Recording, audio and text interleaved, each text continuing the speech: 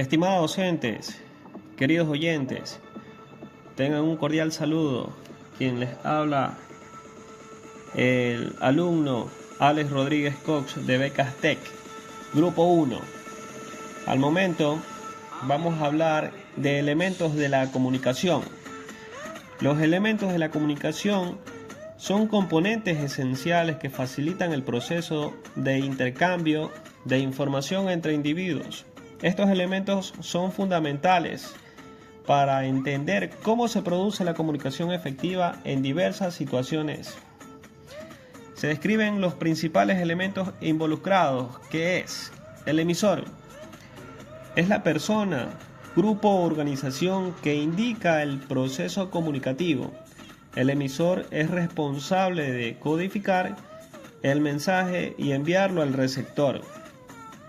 El receptor es la persona o grupo que recibe y decodifica el mensaje enviado por el emisor. La efectividad de la comunicación depende en gran medida de la capacidad del receptor para el intérprete correctamente el mensaje. El mensaje es la información que el emisor desea transmitir al receptor.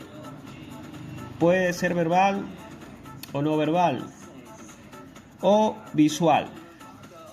El código se refiere al sistema de signos o símbolos que se utilizan para crear el mensaje.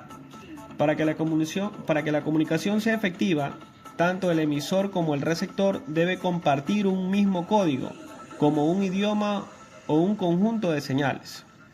El canal es el medio a través del cual se transmite el mensaje.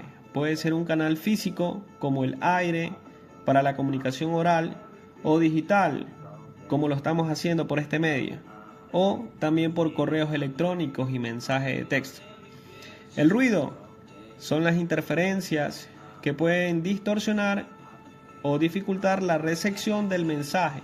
El ruido puede ser físico, sonidos ambientales, semántico, diferencias en la interpretación del código, o técnico, fallas en los medios de comunicación. El contexto se refiere al entorno en el que se produce la comunicación, incluyendo factores culturales, sociales y situaciones que pueden influir en cómo se interpreta el mensaje. Posterior a esto, una retroalimentación es la respuesta del receptor al mensaje del emisor. Permite al emisor saber si su mensaje fue comprendido y si se necesita ajustar algo en futuras comunicaciones. Un ejemplo práctico en la cual, para ilustrar cómo funcionan estos elementos, consideramos el siguiente ejemplo. El emisor es un profesor que da una clase en algún instituto. El receptor, ¿quiénes serán? Pues los estudiantes que escuchan las clases dentro del instituto. Y el mensaje es la información sobre un tema específico que el profesor está enseñando. El código, el idioma que hablamos, el español utilizado por el profesor. El canal, la voz del profesor que transmite a través del aire. El ruido, sonidos externos como ruidos de construcción, dificultad de escuchar al profesor. El contexto, un aula llena de estudiantes en una universidad. Y la retroalimentación que se puede realizar es que los estudiantes levanten la mano para hacer preguntas o asienten con la cabeza para indicar la comprensión. Estos elementos son interdependientes y su correcta interacción es crucial para lograr una comunicación clara y efectiva. Esto con lo que respecta a los elementos de la comunicación. Ahora vamos a hablar un poco de las barreras de la comunicación. Las barreras de la comunicación, estos son obstáculos que dificultan el intercambio efectivo de información entre personas. Estas barreras pueden surgir en diversas formas y contextos, afectando tanto la claridad del mensaje como la comprensión por parte del receptor. Existen varios tipos de categorías que se presentan como barreras de la comunicación efectiva. Estas barreras de comunicación, interferencias de no aplicar acciones correctivas para evitarlas, dificultan la llegada de un mensaje claro y correcto en un proceso comunicativo. En los tipos de barreras de la comunicación tenemos las barreras semánticas. Estas barreras están relacionadas con el significado de las palabras y la interpretación de los mensajes.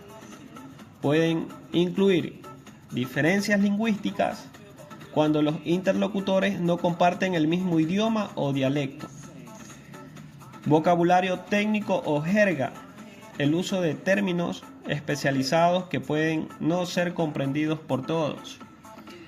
Estas barreras semánticas es la parte de la lingüística que se encarga de estudiar el significado de las palabras.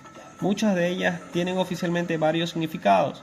El emisor puede emplear las palabras con determinado significado, pero el receptor, por diversos factores, puede interpretarlas de manera distinta o no entenderlas, lo cual incluye una deformación o deficiencia del mensaje. Otra de las barreras es las barreras psicológicas. Estas barreras están relacionadas con el estado emocional y mental de los participantes. Estos incluyen prejuicios o actitudes negativas. Pueden influir en cómo se recibe un mensaje.